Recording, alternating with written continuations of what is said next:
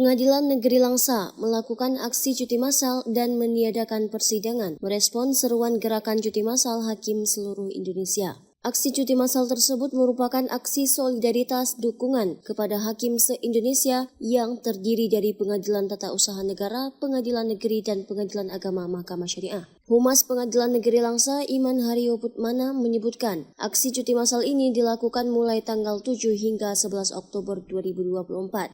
Gerakan ini akan terus berlanjut hingga kesejahteraan hakim itu tercapai. Meski demikian, pelayanan umum untuk masyarakat tetap dibuka.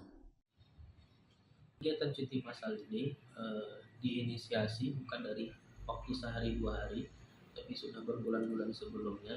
Jadi kita pun sudah mempersiapkan segala sesuatunya terkait dengan kegiatan ini. Salah satu yang menjadi perhatian kita adalah terkait pelayanan hukum pada masyarakat. Itu secara garis besarnya adalah terkait pelayanan hukum itu sendiri. Tentu fungsi peradilan tidak bisa kita hentikan.